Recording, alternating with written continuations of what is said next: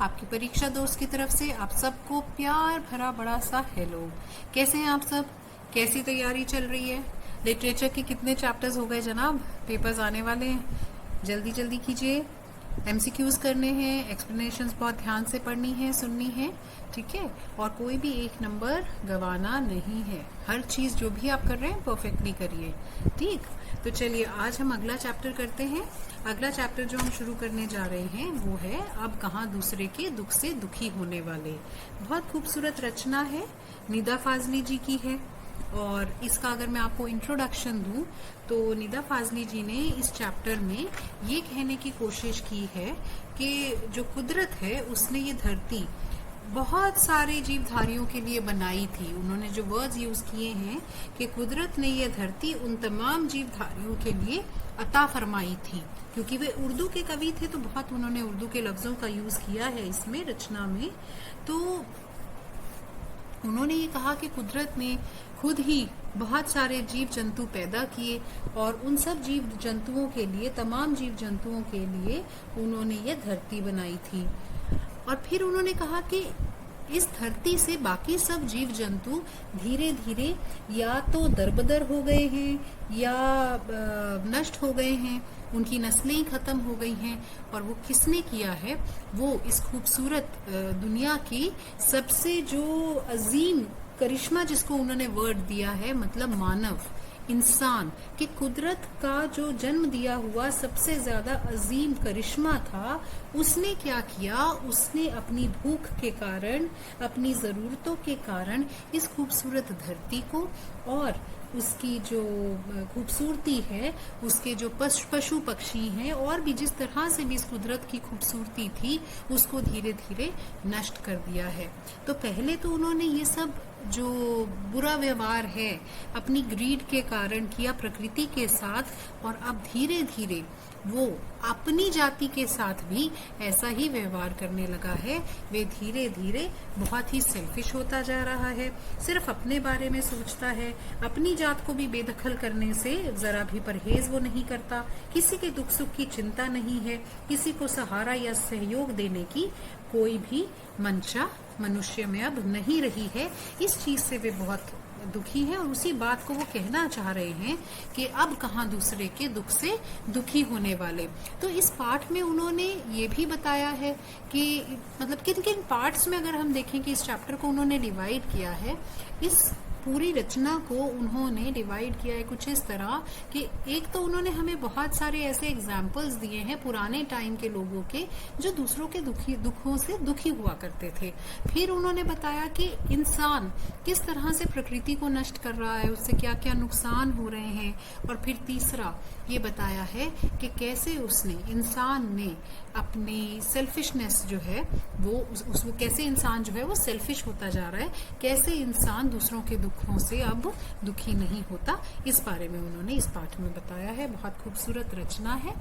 इसको भी हम उसी तरह करेंगे, पाठ और एमसीक्यूज एक साथ, ठीक है। तो आपको मैंने छोटी सी इंट्रोडक्शन दे दी है। अब पहले हम निदा फाजली जी के बारे में पढ़ते हैं। पहला क्वेश्चन है, निदा फाजली का जन्म कब हुआ था? तो उनका जन्म हुआ था 1935, 1978, 1938, 1970, 1938 is the correct option. Nida Fazli का जन्म कौन से शहर में हुआ था और उनका बचपन कहाँ बीता था? दिल्ली में और ग्वालियर में, ग्वालियर में और दिल्ली में, ग्वालियर में और अम्बाला में, दिल्ली में और अहमदाबाद में। बच्चे एक बात देखिए कि फर्स्ट और सेकंड ऑप्शन दोनों एक जैसे लग रहे हैं, तो चुनना कौन सा है इसमें से, दिल्ली में और ग्वालियर में या ग्वालियर में और दिल्ली में? तो जब ऐसे ऑप्शंस आपके पास हों तो आपको वही पैटर्न चुनना है जो क्वेश्चन ने अपनाया है। तो क्वेश्चन ने पहले क्या पूछा है? जन्म स्थान पूछा है। तो जन्म स्थान क्योंकि पहले दिल्ली आएगा तो वही ऑप्शन जिसमें दिल्ली पहले आ रहा है और उनका बचपन का स्थान ग्वालियर जो बाद में आ रहा है वो सही ऑप्शन होगा। तो मतलब इन ऑप्शंस में से जो पहला ऑप्शन है दिल्ली में और ग्वालियर में वो सही माना जाएगा। उनका जन्म दिल्ली में हुआ था, बचपन ग्वालियर में बीता था। निदा फाजली की कौन सी बात दिलो दिमाग में घर कर लेती है? आम बोलचाल की भाषा और सरलता, कठिन भाषा और शब्दों का चयन और सरलता, वाणी और सरलता। तो निदा फाजली जी की जो रचनाएं थी उनमें बहुत आम बोलचाल की भाषा का प्रयोग होता था, बहुत सरल होती थी और यही उनकी खासियत थी। तो फर्स्ट ऑप्शन आपका सही ऑप्शन है बेटा। लर्न करने वाले क्वेश्चंस हैं, इसलिए मैं जल्दी जल्दी आपको करा रही हूँ। 2-3 बार हम पढ़ेंगे तो ये हमें लर्न हो जाएंगे। निदा फाजली अपनी किस्म के अकेले ही गद्यकार क्यों हैं? वो यूनिक क्यों थे? यूनिक गद्यकार थे, अपनी तरह के एक ही थे। ये आपका क्वेश्चन है। अपनी रचनाओं में शेरो शायरी पिरोकर बहुत कुछ को थोड़े में कह देते थे। अपनी रचनाओं में बहुत अलग किस्म की कहानियां लेकर आते हैं। बहुत सारी रचनाएं लिखते हैं, हर रचना में बहुत समय लगाते हैं। तो इनमें से क्या लगता है आपको, निदा फाजली की क्या एक ऐसी चीज थी जिसकी वजह से वो अपने आप में एक अकेले ही थे उस तरह के? वो जो स्पेशलिटी उनकी थी वो है ऑप्शन नंबर 1 कि वो अपनी रचनाओं में शेरो शायरी पिरोकर बहुत कुछ को थोड़े में कह देते थे। अब यहाँ ना मेरा बहुत मन कर रहा है कि आपके साथ उनकी थोड़ी सी शेरो शायरी का मैं एक छोटा सा नमूना आपको दूं। तो देखिए, उन्होंने इसी चैप्टर को जब लिखा है तो इसी में एक छोटी सी एक लाइन लिखी है, देखो, मिट्टी से मिट्टी मिले होके सभी निशान, किसमें कितना कौन है कैसे हो पहचान। बहुत खूबसूरत बात उन्होंने कही है कि हम सब मिट्टी से बने हैं और अंत हमारा जो होता है वो यही होता है कि हम मिट्टी में मिल जाते हैं। तो जब हम मिट्टी में मिल जाते हैं तो कहाँ पता चलता है कि आपकी मिट्टी है कि मेरी मिट्टी है, माने किसमें कितना कौन है कैसे हो पहचान। तो कुछ नहीं पता चलता कि किसमें क्या खूबियां हैं क्या खामियां हैं। अंत में सबका जो हश्र है वो क्या है कि हम सब वापस मिट्टी हो जाते हैं। तो देखिए, छोटी सी ये 2 लाइनें जो कहकर उन्होंने कितनी बड़ी बात उसको कितने अच्छे खूबसूरत ढंग से कही है। यही उनकी खासियत थी कि अपनी रचनाओं में वो शेरो शायरी पिरोकर बहुत कुछ को थोड़े में कह देते थे। निदा फाजली की पहली पुस्तक का नाम बताएं। लफ्जों का पुल, खोया हुआ सा कुछ, दीवारों के पार, दीवारों के बीच। बेटा, ये चारों जो किताबें हैं ये निदा फाजली जी की हैं। लफ्जों का पुल भी, खोया हुआ सा कुछ भी, दीवारों के पार, दीवारों के बीच, सभी उनकी रचनाएं हैं। तो अब पहली बात तो क्वेश्चन का आंसर कर लेते हैं। पहली पुस्तक जो थी वो थी लफ्जों का पुल। तो खोया हुआ सा कुछ भी इम्पोर्टेंट पुस्तक थी। क्यों? क्योंकि उसने उन्हें कौन सा अवार्ड दिलाया था? साहित्य अकेडमी अवार्ड मिला था उनको इस पुस्तक के लिए। कौन से सन में मिला था? 1999 में मिला था। तो और ये जो 2 पुस्तकें हैं ये क्या है? ये उनकी आत्मकथा है। तो दीवारों के बीच उनकी आत्मकथा का पहले भाग का शीर्षक है, दीवारों के पार उनकी आत्मकथा का दूसरे भाग का शीर्षक है। तो चारों बुक्स के बारे में लर्न कर लीजिए, पर पहली पुस्तक का जो आंसर है वो है लफ्जों का पुल। ठीक है। अभी अगला वही सब जो मैंने आपको बताया है कि उनको कौन से सन में साहित्य अकादमी पुरस्कार से सम्मानित किया गया था खोया हुआ सा कुछ पुस्तक के लिए। 2000, 1999, 98, 2002। तो 1999 इसका सही आंसर है बेटा। निदा फाजली की आत्मकथा का शीर्षक क्या है? पहला भाग दीवारों के बीच, दूसरा भाग दीवारों के पार। पहला भाग दीवारों के पार, दूसरा भाग दीवारों के बीच, खोया हुआ सा कुछ, यहाँ तमाशा मेरे आगे। तो हमने अभी पढ़ा था कि उनकी आत्मकथा का जो पहला भाग है वो है दीवारों के बीच और दूसरा है दीवारों के पार। तो फर्स्ट ऑप्शन आपका सही ऑप्शन है। अब कहा दूसरे के दुख से दुखी होने वाले पाठ निदा फाजली की किस रचना का अंश है? तो ये कौन सी जो हम अब पाठ करने जा रहे हैं ये उनकी कौन सी रचना का अंश है? कौन सी रचना में से कुछ पाठ लिया गया है? यहाँ तमाशा मेरे आगे, लफ्जों का पुल, दीवारों के बीच, दीवारों के पार। तो बेटा ये है यहाँ तमाशा मेरे आगे उनकी जो रचना है उसका एक छोटा सा अंश जो पाठ हम पढ़ रहे हैं। फर्स्ट ऑप्शन आपका करेक्ट ऑप्शन है, यहाँ तमाशा मेरे आगे। निदा फाजली का निधन कब हुआ था? तो उनका निधन बेटा 8 फरवरी 2016 को हुआ था। ये आपको लर्न करना है। ठीक है। निदा फाजली किसके महत्वपूर्ण स्तंभ माने जाते हैं? उर्दू की साठोस्तरी के पीढ़ी के, कविता की साठोस्तरी पीढ़ी के साठोस्तरी के, कहानी की साठोस्तरी के, पद की साठोस्तरी के। तो वे माने जाते हैं महत्वपूर्ण स्तंभ उर्दू की साठोस्तरी के। ठीक है, क्योंकि वो उर्दू के कवि थे। ठीक है बच्चे। तो अब ऐसा करते हैं, यहाँ पे एक बार को हम दोबारा से रिवाइज कर लेते हैं जो जो हमने इम्पोर्टेंट पॉइंट्स निदा फाजली जी के बारे में पढ़े। और वो सारे पॉइंट्स क्या थे? सबसे पहले तो उनका जन्म हुआ था उनका जन्म हुआ था 12 अक्टूबर 1938 में। कहाँ हुआ था? दिल्ली में। बचपन कहाँ बीता? ग्वालियर में। किस भाषा के कवि हैं? उर्दू की साथ हिस्ट्री के बहुत महत्वपूर्ण कवि माने जाते हैं। खासियत क्या थी? आम बोलचाल की भाषा और सरलता उनकी खासियत थी। और अपने आप में एक ही क्यों थे? क्योंकि रचनाओं में शेर व शायरी को यूज करके बहुत थोड़े से शब्दों में बहुत कुछ वे कह देते थे, उसको उनको इस चीज में महारत हासिल था। ठीक है। और उनकी किताबें कौन सी थी? लफ्जों का पुल उनकी पहली किताब, खोया हुआ सा कुछ उनकी अवार्ड विनिंग किताब, और दीवारों के बीच और दीवारों से पार उनकी आत्मकथा थी। और ये चैप्टर कौन से में से है? यहाँ तमाशा मेरे आगे। निधन कब हुआ था? 8 फरवरी 2016 को उनका निधन हुआ था। तो देखिए अभी तक जो पढ़ा था हमने क्विकली उसको सारे को रिवाइज भी कर लिया है। इसी तरह एक स्टोरी फॉर्म में इनको बार बार आप बोल के देखेंगे तो आपको ये सारे क्वेश्चंस बहुत अच्छे से लर्न हो जाएंगे। तो चलिए अब अगले क्वेश्चन पे आते हैं। एक और कवि के बारे में बात करते हैं। ये कवि है शेख अयाज। तो इनकी भाषा में ये किस भाषा में कविता की रचना करते थे? हिंदी में, उर्दू में, सिंधी में या फारसी में? बेटा ये सिंधी के एक महाकवि थे शेख अयाज। निदा फाजली किस भाषा में लिखते थे? उर्दू में। ये किस भाषा में लिखते थे? सिंधी में। तो इसका करेक्ट ऑप्शन है सिंधी में।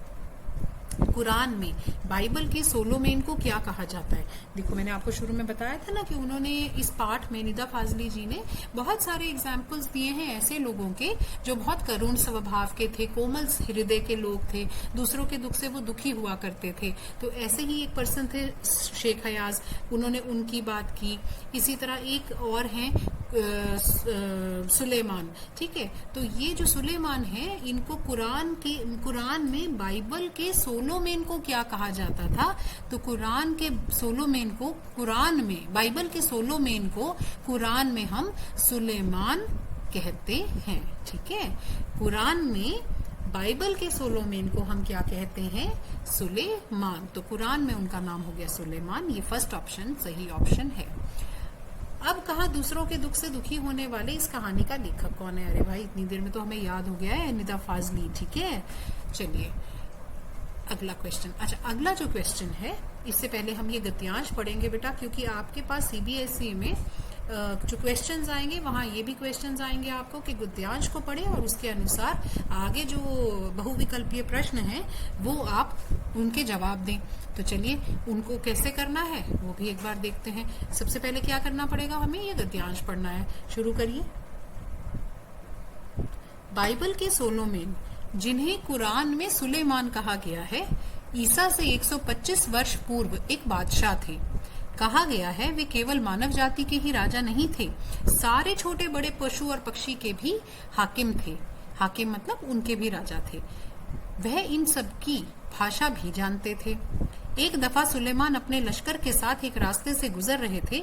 रास्ते में कुछ चींटियों ने घोड़ों के टापों की आवाजें सुनी तो डर कर एक दूसरे से कहा, आप जल्दी से अपने अपने बिलों में घुस जाओ, फौज आ रही है। सुलेमान उनकी बातें सुनकर थोड़ी दूर पर रुक गए और चींटियों से बोले, घबराओ नहीं, सुलेमान को खुदा ने सबका रखवाला बनाया है। मैं किसी के लिए मुसीबत नहीं हूँ, सबके लिए मोहब्बत हूँ। चींटियों ने उसके लिए ईश्वर से दुआ की और सुलेमान अपनी मंजिल की ओर आगे बढ़ गए। तो देखिए अगर हम इस पैराग्राफ की बात करें ना बेटा, इसमें से आप जितने चाहे क्वेश्चंस बना लीजिए। पहला क्वेश्चन बन जाएगा, बाइबल के सोलोमन को कुरान में क्या कहा जाता है? सुलेमान कहा जाता है। वे कब बादशाह थे? वे ईसा से 1025 पूर्व बादशाह थे।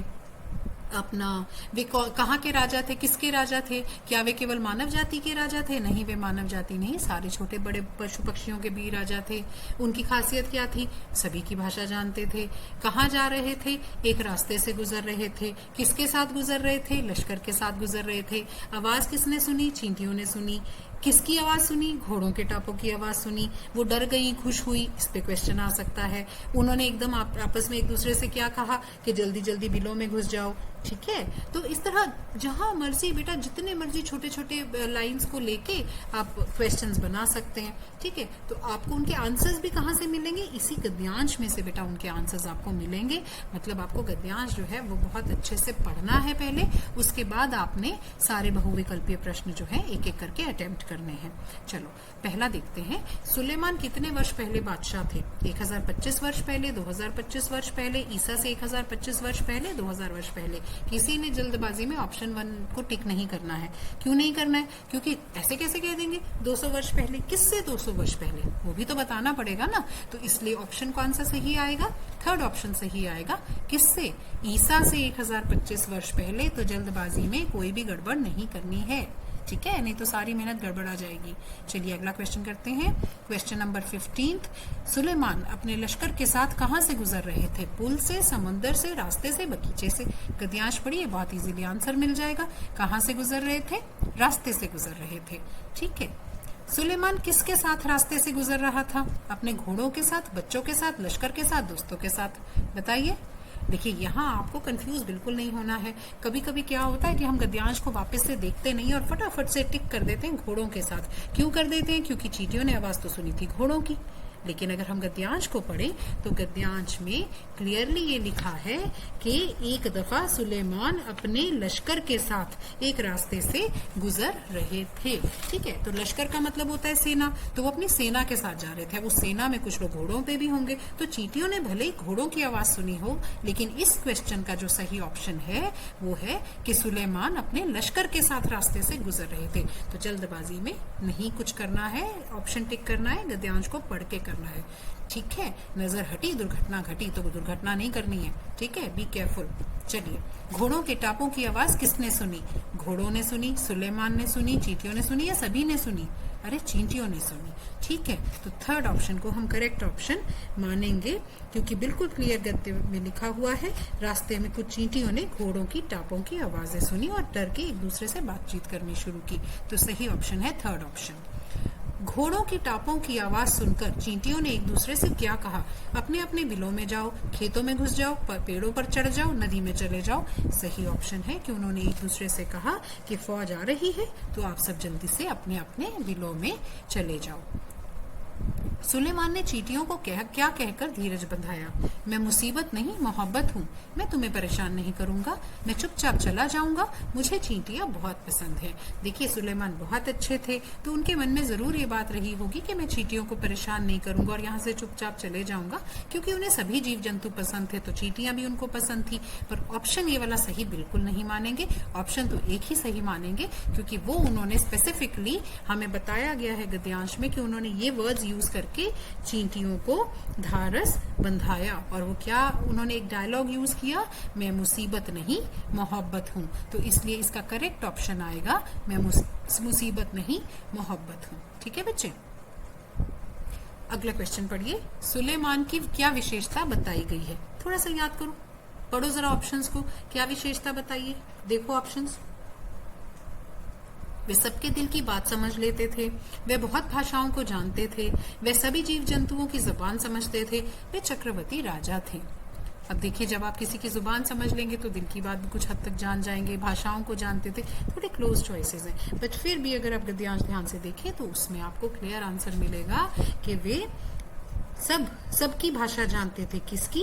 जिनके वे हाकिम थे। किसके हाकिम थे? मानव के भी और पशु पक्षियों के भी। तो इनडायरेक्टली वो क्या कह रहे हैं कि वे सभी जीव जंतुओं की जुबान समझते थे।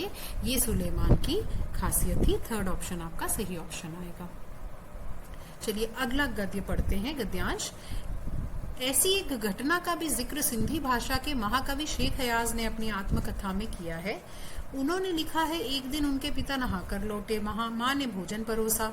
उन्होंने जैसे ही रोटी का कौर तोड़ा, उनकी नजर अपनी बाजू पर पड़ी। वहां एक काला च्योंटा रेंग रहा था। वे भोजन छोड़कर उठ खड़े हुए। माँ ने पूछा, क्या बात है, भोजन अच्छा नहीं लगा? शेख हयाज के पिता बोले, नहीं, यह बात नहीं है, मैंने एक घर वाले को बेघर कर दिया है। उस बेघर को कुएं पर उसके घर छोड़ने जा रहा हूँ।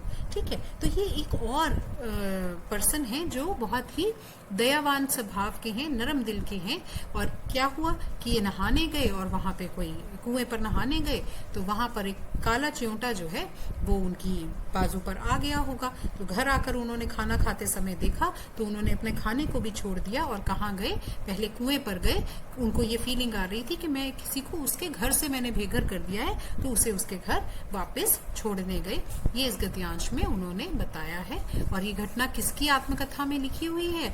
ये सिंधी भाषा के महाकवि शेख अयाज की आत्मकथा में लिखी गई है। तो उन्होंने इसका उदाहरण निदा फाजली जी ने दिया कि ऐसे ऐसे लोग भी पहले हुआ करते थे। तो चलिए अब देखते हैं इस पे क्या क्वेश्चंस बनेंगे। किसके पिता कुएं से नहाकर लौटे? निदा फाजली के, शेख अयाज के, सुलेमान के, लेखक के।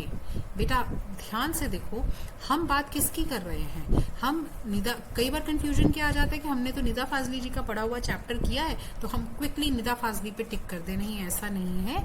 निदा फाजली ने अपने चैप्टर में किसका जिक्र किया है? ये देखो, इन्होंने जिक्र किया है सिंधी भाषा के महाकवि शेख अयाज का, और शेख अयाज की आत्मकथा में से ये पैराग्राफ लिया गया है। तो इस पैराग्राफ के लेखक हैं शेख अयाज, और शेख अयाज के पिता जो है वो नहाने गए थे। तो इसलिए किसके पिता कुएं से नहाकर लौटे? शेख अयाज के। इसमें कोई डाउट नहीं होना चाहिए। ठीक है, अगर आपको कहीं भी बेटा कोई भी डाउट आता है तो प्लीज मेरे कमेंट सेक्शन में मुझसे पूछ लिया करें। मुझे बहुत खुशी होगी आपके डाउट्स को क्लियर करने में। आप बेझिझक पूछ सकते हैं, जितने मर्जी क्वेश्चंस आप पूछना चाहिए। ठीक है, चलिए। काला चियोंटा कहाँ रेंग रहा था? लेखक के पिता की बाजू पर, लेखक की माता की बाजू पर, महाकवि शेख अयाज के पिता की बाजू पर, सुलेमान के पिता की बाजू पर। अब देखिए कई बार क्या होता है कि हमने ये सारे नाम क्योंकि सुने हैं, सुलेमान भी सुना है। अच्छा, कभी कभी लगता है हाँ जिसने कहानी लिखी है हाँ उसके पापा की बात हम कर रहे थे, उसके पिताजी की बात कर रहे थे। नहीं, बी केयरफुल, हम बात कर रहे हैं महाकवि शेख अयाज के पिता की बाजू पर। ठीक है, थर्ड ऑप्शन आपका सही ऑप्शन है बच्चे। शेख अयाज किस भाषा के महाकवि थे? अभी हमने पढ़ा कि जो निदा फाजली थे वो थे उर्दू के, और शेख अयाज किस भाषा में लिखते थे? वो सिंधी भाषा में लिखा करते थे। तो सही ऑप्शन है आपका सिंधी भाषा के वे महाकवि थे। चलिए अगला क्वेश्चन देखते हैं। शेख अयाज के पिता भोजन छोड़कर कहाँ चले गए थे? कहाँ गए थे वो? याद करो, शाबाश। वो गए थे कुएं पर। क्यों गए थे? उस काले चियोंटे को छोड़ने जो नहाते समय उनकी बाजू पर आ गया था। चियोंटे को कुएं में छोड़ने चले गए, चियोंटे को नदी में छोड़ने चले गए, चियोंटे को मारने चले गए, चियोंटे को बगीचे में छोड़ने चले गए। तो बेटा कैसे पता चला कि कुएं पर ही गए थे? क्योंकि उनको फीलिंग यही आई थी कि मैंने उसको एक प्राणी को मैंने उसके घर से बेघर कर दिया है, और घर कहाँ था चियोंटे का? कुएं पर। ठीक है, तो उसको वापस कहाँ छोड़ने जाएंगे? उसको वापस कुएं पर छोड़ने जाएंगे। लश्कर को किस नाम से याद किया जाता है? लश्कर को नूह के नाम से याद किया जाता है, सुलेमान के नाम से, शेख अयाज के नाम से, शेख अब्दुल्ला के नाम से। तो जैसे कि मैंने आपको बोला कि उन्होंने नरम दिल के बहुत सारे लोगों के एग्जाम्पल्स दिए हैं, तो उनमें से एक नाम उन्होंने नूह का भी लिया है। इसके बारे में हम आगे वाले क्वेश्चंस में अभी पढ़ेंगे कि कौन थे ये नूह, और इन्हें नूह क्यों कहा जाता था, इस बारे में हम सारा अभी पढ़ेंगे। लश्कर इनका ओरिजिनल नाम था, और इनको जो अरबी में खिताब दे दिया गया था वो था नूह। तो लश्कर को याद किया जाता था नूह के नाम से। ठीक है बच्चे, चलिए। आपको अगर मेरे क्वेश्चंस अच्छे लग रहे हों, आपको उनसे फायदा मिल रहा हो, तो प्लीज लाइक बटन प्रेस करें, मुझे बहुत अच्छा लगेगा, मुझे मोटिवेशन मिलेगी। और अपने फ्रेंड्स के साथ इसको शेयर करें, सबका फायदा करें। सबका फायदा करने से, नॉलेज हमेशा ऐसी चीज है जो बांटने से हमेशा और बढ़ती है। तो सभी फ्रेंड्स के साथ इन क्वेश्चंस को शेयर करें प्लीज। चलिए, नूह के बारे में हम आगे कंटिन्यू करते हैं। नूह ने कुत्ते को देखकर क्या कहा? तो अब ये नूह वाला इंसिडेंट देखो, हमने एक इंसिडेंट पढ़ा सुलेमान वाला, चींटियों वाला। दूसरा हमने पढ़ा शेख अयाज वाला, जहां उनके पिता के साथ चियोंटे का इंसिडेंट हमने पढ़ा कि वो उसको वापस छोड़ने गए। अब एक और है नूह का। तो चलिए, नूह का क्या इंसिडेंट था कि उन्होंने एक कुत्ते को देखा। अब जब उन्होंने कुत्ते को देखा तो इस्लाम धर्म में कुत्ते को जरा गंदा कहा जाता है। तो उन्होंने कुत्ते को देखकर क्या कहा? दूर हो जा गंदे कुत्ते, तुम घायल कैसे हुए? तुम कहाँ जा रहे हो? मेरे पास आओ। तो उन्होंने उस कुत्ते को बोल दिया, दूर हो जा गंदे कुत्ते। तो ये उन्होंने बोला था कुत्ते को देखकर। ठीक है, ये सही ऑप्शन है। अब आगे, नूह जीवन भर क्यों रोता रहा? उसने एक प्राणी को गंदा कह दिया था। कुत्ते ने कुत्ते के कहने पर कि ना मैं अपनी मर्जी से कुत्ता हूं और ना तुम अपनी मर्जी से इंसान हो। आत्मग्लानि के कारण उपरोक्त सभी।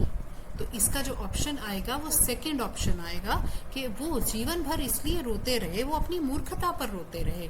उन्होंने क्या किया, उन्होंने कुत्ते को गंदा कह दिया, उसको बोला कि दूर हो जा गंदे कुत्ते। और बाद में जब उस कुत्ते ने ये कहा कि जब उसने ये कहा कि मैं ना अपनी मर्जी से कुत्ता हूं और ना तुम अपनी मर्जी से इंसान हो, ये बात उनको जब समझ में आई तो वो अपनी मूर्खता पर पूरी उम्र रोते रहे। तो इसका जो सही ऑप्शन है वो सेकंड ऑप्शन है, क्योंकि फर्स्ट ऑप्शन में भी उन्होंने एक प्राणी को गंदा कह दिया था, ऊपर वो ये नहीं कह रहे कि उन्होंने कुत्ते को गंदा कहा था। ठीक है, तो सेकंड ऑप्शन जो है आपका करेक्ट ऑप्शन आएगा। अब आके तो इन्होंने ये 3 एग्जाम्पल दे दिए निदा फाजली जी ने।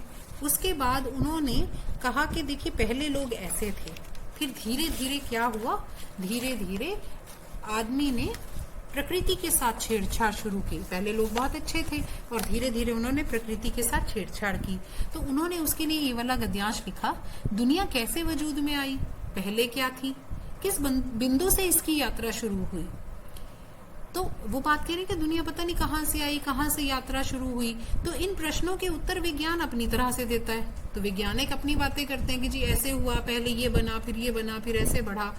धार्मिक ग्रंथ अपनी अपनी तरह से इसका जवाब देते हैं कि दुनिया कहाँ से आई, किसने उपजाई। तो वो कह रहे हैं लेखक कि संसार की रचना भले ही कैसे ही हुई हो, लेकिन धरती किसी एक की नहीं है। पंछी, मानव, पशु, नदी, पर्वत, समंदर आदि की इसमें बराबर की हिस्सेदारी है। ये और बात है कि इस हिस्सेदारी में मानव जाति ने अपनी बुद्धि से बड़ी बड़ी दीवारें खड़ी कर दी हैं। पहले पूरा संसार एक परिवार के समान था, अब टुकड़ों में बंटकर एक दूसरे से दूर हो चुका है। पहले बड़े बड़े दालानों, आंगनों में सब मिलजुल कर रहते थे, अब छोटे छोटे डिब्बे जैसे घरों में जीवन सिमटने लगा है। बढ़ती हुई आबादियों ने समंदर को पीछे सरकाना शुरू कर दिया है, पेड़ों को रास्तों से हटाना शुरू कर दिया है। फैलते हुए प्रदूषण ने पक्षियों को बस्तियों से भगाना शुरू कर दिया है। बारूदों की विनाश लीलाओं ने वातावरण को सताना शुरू कर दिया है। अब गर्मी में ज्यादा गर्मी, बेवक्त की बरसातें, जलजले, सैलाब, तूफान और नित नए रोग मानव और प्रकृति के इसी असंतुलन के प्रमाण हैं। तो बहुत सारी बातें इसमें उन्होंने कही। पहले तो उन्होंने ये कहा कि धरती चाहे कैसे मर्जी बनी हो, संसार की रचना भले ही कैसे भी हुई हो, पर धरती जो है, इन सब जो रचनाएं अब हो गई हैं, इन सब रचनाओं की इस धरती पर बराबर की हिस्सेदारी है। पंछी, मानव, पशु, नदी, सबकी, जो भी यहाँ रहते हैं। पर प्रॉब्लम क्या है कि इंसान ने अपनी बुद्धि से बड़ी बड़ी दीवारें खड़ी कर दी हैं। पहले हम एक परिवार की तरह रहते थे, अब टुकड़ों में बंट के रहते हैं। पहले इतने बड़े बड़े आंगन होते थे, वहां पे सब लोग मिलजुल कर रहते होते थे, अब छोटे छोटे डिब्बे जैसे घरों में रहने लग गए हैं। समंदर हमने छोटे कर दिए हैं, पहाड़ों को रास्तों से हटाना शुरू कर दिया, पेड़ों को। प्रदूषण फैल गया है, उसकी वजह से पक्षियों के आशियाने भी खत्म होते जा रहे हैं। बारूदों की जो विनाश लीलाएं हैं वो भी बढ़ती चली जा रही हैं। गर्मी में ज्यादा गर्मी, बेवक्त बरसातें, जलजले, ये सारी चीजें हो रही हैं। नए से नए रोग हो रहे हैं। तो ये सब क्यों हो रहे हैं? मानव और प्रकृति के असंतुलन की वजह से ये हो रहे हैं, ऐसा उन्होंने एक्सप्लेन किया। ठीक है, तो एक्सप्लेनेशन हमारी हो गई।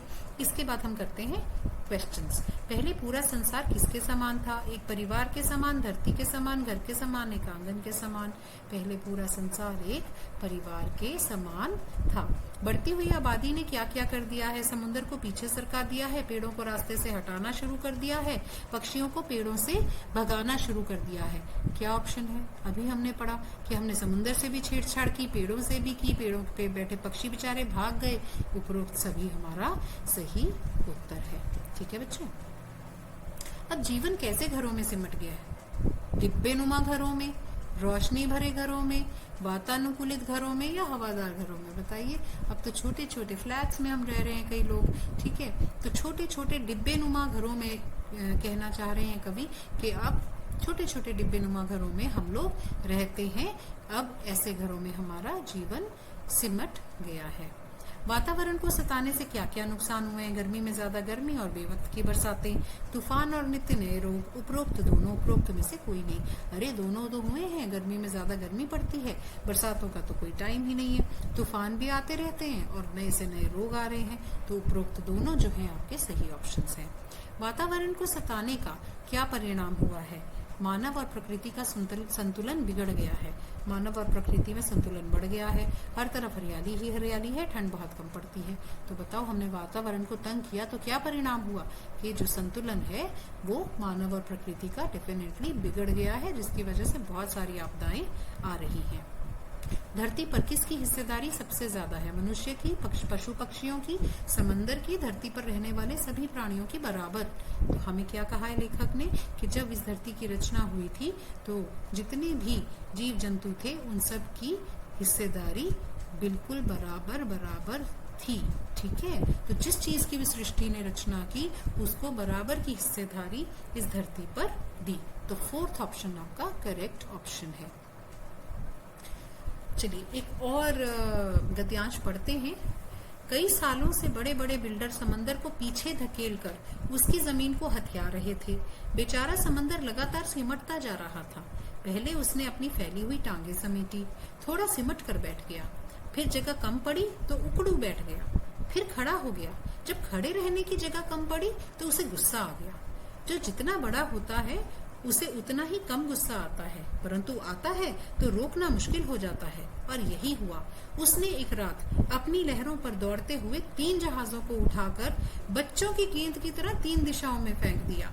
एक वर्ली के समंदर के किनारे पर आ गिरा, दूसरा बांद्रा के कोट रोड के सामने औंधे मुंह, और तीसरा गेटवे ऑफ इंडिया पर टूट टूट कर सैलानियों का नजारा बना। मतलब वो इतनी बुरी तरह टूट गया कि वहां पे जो टूरिस्ट आए हुए थे उनको देखने को वो मिला, टूटा फूटा जो शिप था, जो जहाज था।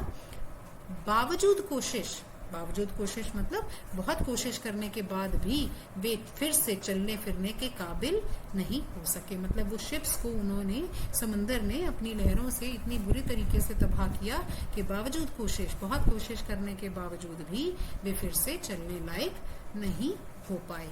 ठीक है बेटा, तो अब देखिए इसके ऊपर क्या क्या क्वेश्चंस आ सकते हैं। समंदर की जमीन को कौन हथिया रहा है? देखिए अभी हमने देखा था ना, देखो वापस गद्यांश क्या कह रहे हैं वो, कई सालों से बड़े बड़े बिल्डर समंदर को पीछे धकेलकर उसकी जमीन को हथिया रहे हैं। तो किसको, कौन समंदर की जमीन को हथिया रहा है? चक्रवर्ती राजा, बड़े बड़े बिल्डर, आसपास के देश या सरकार?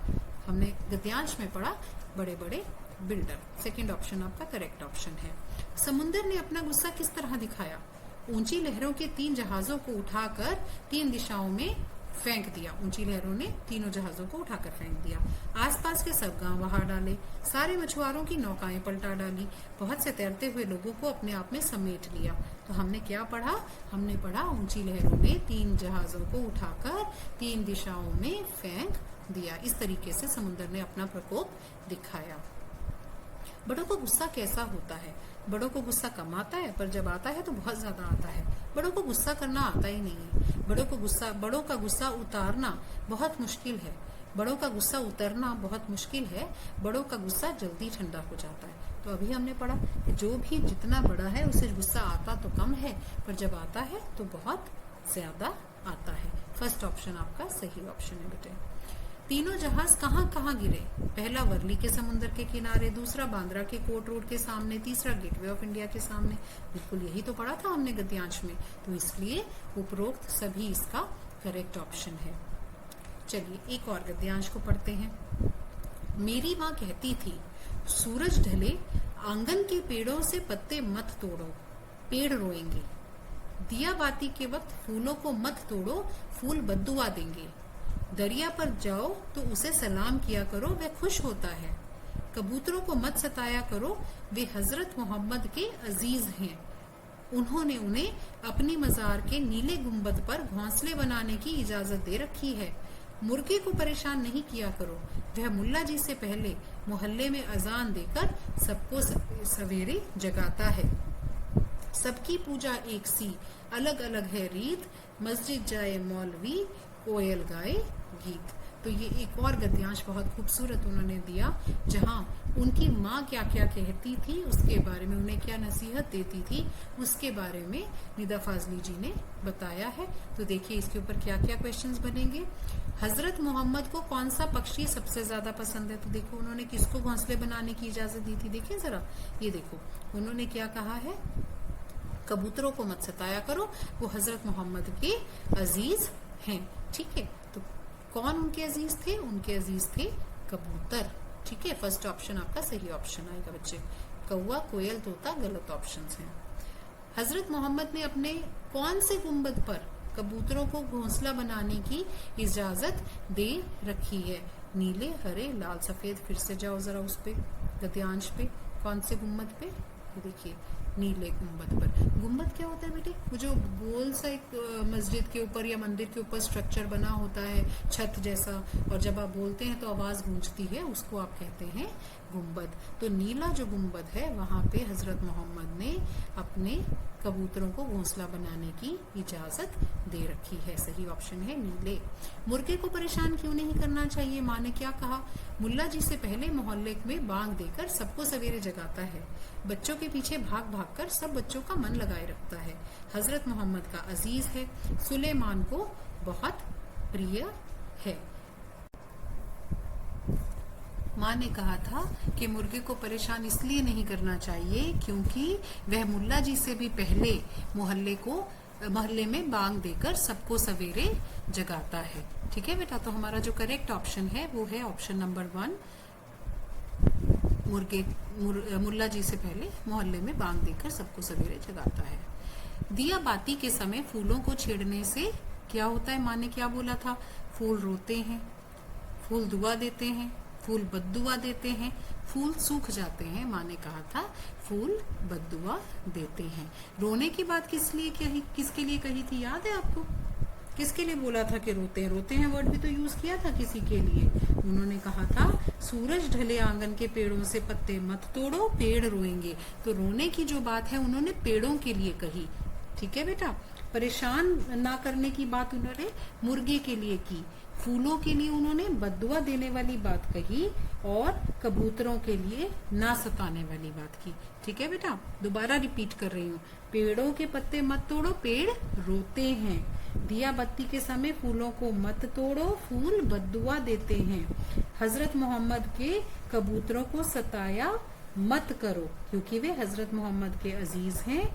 मुर्गे को परेशान नहीं किया करते क्योंकि वे मुल्ला जी से पहले मोहल्ले में अजान देकर सबको सवेरे जगाता है। और इसके अलावा उन्होंने बोला था कि दरिया पे जाओ तो उसे सलाम करो, वह खुश होता है। तो खुश होने की बात दरिया के लिए माता जी ने कही थी। तो आपको ये सारे याद रखने हैं। जैसे मैंने आपसे फूलों का क्वेश्चन पूछा और कनेक्ट करने को कहा, इसी तरह आपसे दरिया का या पेड़ का या कबूतर का या मुर्गे का जो भी एक क्वेश्चन है उसको पूछ करके कनेक्ट करने को कहा जा सकता है। ठीक है बेटे, अगला हम गद्यांश पढ़ते हैं। ग्वालियर में हमारा एक मकान था, उस मकान के दालान में 2 रोशनदान थे, उसमें कबूतर के एक जोड़े ने घोंसला बना लिया था। एक बार बिल्ली ने उचक कर 2 में से एक अंडा तोड़ दिया। मेरी माँ ने देखा तो उसे बहुत दुख हुआ। उसने स्टूल पर चढ़कर दूसरे अंडे को बचाने की कोशिश की, लेकिन इस कोशिश में दूसरा अंडा उसी के हाथ से छूटकर टूट गया। कबूतर परेशानी से इधर उधर फड़फड़ा रहे थे। उनकी आंखों में दुख देखकर मेरी माँ की आंखों में आंसू आ गए। इस गुनाह को खुदा से मुआफ करने के लिए उसने पूरे दिन रोजा रखा। दिन भर कुछ खाया पिया नहीं, सिर्फ रोती रही और बार बार नमाज पढ़ कर खुदा से इस गलती को मुआफ करने की दुआ मांगती रही। तो उन्होंने एक और नर्म दिल इंसान कौन बताया है? अपनी माता जी बताई हैं, जिनसे अच्छे, बेशक उन्होंने कोशिश कर रही थी वो दूसरा अंडा जो है वो फूट ना जाए, पर उन्हीं के हाथ से क्योंकि वो गिरकर टूट गया, तो उन्होंने जब वो कबूतरों के दुख से दुखी हुई तो उन्होंने जब उनको गलती का एहसास हुआ तो उन्होंने रोजा रखा, माफी मांगी परमात्मा से कि मुझसे गलती हुई है, मुझे माफ कर दो। बार बार उन्होंने कुरान शरीफ बार बार उन्होंने नमाज पढ़ी ताकि उनको माफी मिल सके परमात्मा की तरफ से। ठीक है, तो चलिए क्वेश्चंस देखते हैं। मकान की दालान में किसने घोंसला बना रखा था? कबूतरों ने, चिड़िया ने, तोते ने या कोयल ने? कबूतर ने मकान की दालान में घोंसला बना रखा था। ठीक है, फर्स्ट ऑप्शन। लेखक का महान मकान कहाँ था? ग्वालियर में, लखनऊ में, इलाहाबाद में, हैदराबाद में? उनका मकान था ग्वालियर में। लेखक की माँ ने रोजा क्यों रखा? क्योंकि रोजा रखना उनके धर्म का हिस्सा है, क्योंकि उनसे कबूतर का दूसरा अंडा टूट गया था, क्योंकि वे रोजा रखना पसंद करती थी, क्योंकि मौलवी साहब ने उन्हें रोजा रखने के लिए कहा था। उन्होंने रखा था क्योंकि उन्हें लगता था उनसे एक गलती हुई है, उनसे कबूतर का दूसरा अंडा टूट गया है, उस गलती की माफी मांगने के लिए बेटा उन्होंने रोजा रखा था। तो सेकेंड ऑप्शन इसका सही ऑप्शन है। घोंसले का पहला अंडा किसने तोड़ा? मुर्गे ने, बिल्ली ने, गिलहरी ने, छिपकली ने? पहला अंडा टूटा था बिल्ली ने, वर्ड्स यूज किए थे। बिल्ली ने उचक कर पहला अंडा तोड़ दिया। ठीक है, दो में से एक अंडा तोड़ दिया। चलिए, तो ऑप्शन इसका क्या करेक्ट है? बिल्ली ने। जहां आज लेखक का घर है, पहले वहां क्या था? तो पहले वहां क्या था बताइए? समंदर, पहाड़, जंगल, बगीचे? सही ऑप्शन है कि पहले वहां जंगल था। ठीक है बेटा, इनमें से ही दो कबूतरों ने लेखक के फ्लैट में एक ऊंचे स्थान पर अपना घोंसला बना रखा है। उनके बच्चे अभी छोटे हैं। उनके पालन पोषण की जिम्मेदारी उन बड़े कबूतरों की थी। बड़े कबूतर दिन में बहुत बार उन छोटे कबूतरों को खाना खिलाने आते जाते थे। और क्यों ना आए जाएं, यहाँ उनका भी तो घर है। लेकिन उनके आने जाने के कारण लेखक और लेखक के परिवार को बहुत परेशानी होती थी। कभी कबूतर किसी चीज से टकरा जाते थे और चीजों को गिराकर तोड़ देते थे। कभी लेखक की लाइब्रेरी में घुसकर कबीर और मिर्जा गालिब की पुस्तकों को गिरा देते थे। इस रोज रोज की परेशानी से तंग आकर मेरी पत्नी ने उस जगह जहां उनका आशियाना था एक जाली लगा दी है। तो अब हम किसके बारे में बात कर रहे हैं? अब हम आज के दौर में पहुंच चुके हैं। उनकी पत्नी ने वहां पर जाली लगा दी है और उनके बच्चों को दूसरी जगह, मतलब कबूतर के जो बच्चे हैं उनको दूसरी जगह कर दिया है। उनके आने की खिड़की को भी बंद कर दिया है उन्होंने। उनके आने जाने की खिड़की को भी बंद किया जाने लगा है। खिड़की के बाहर अब दोनों कबूतर रात भर खामोश और उदास बैठे रहते हैं। और यहाँ पर अगर हम ओरिजिनल वो पढ़े हैं गद्यांश, तो एक बड़ी खूबसूरत सी उन्होंने लाइन लिखी है।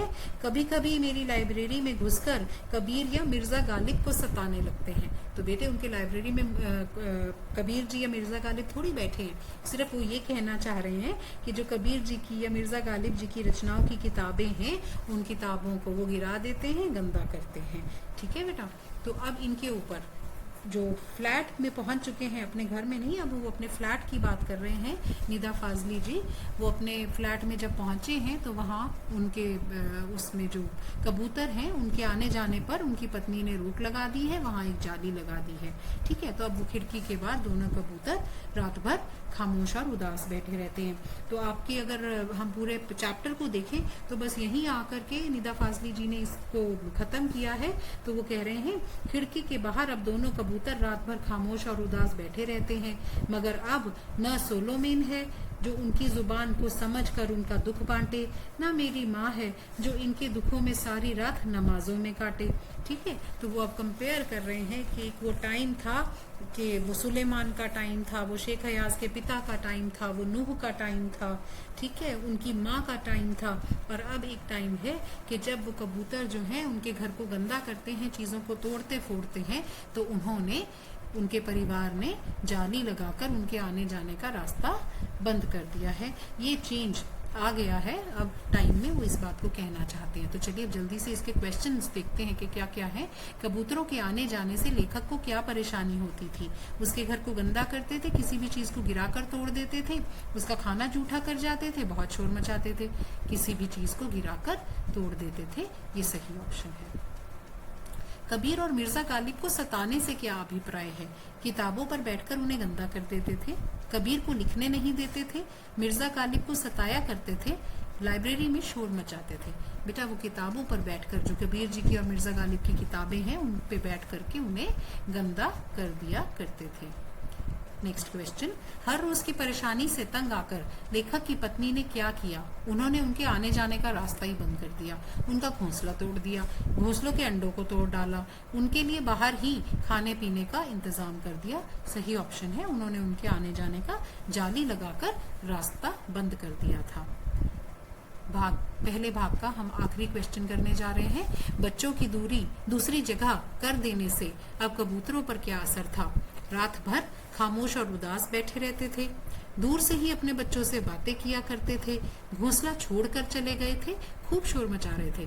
बेटा हमने अभी पढ़ा गद्यांश में कि अब कबूतर रात भर खामोश और उदास बैठे रहते थे।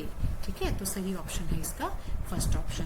तो चलिए बच्चों, ये 50 क्वेश्चंस हमने पार्ट 1 में कर लिए हैं।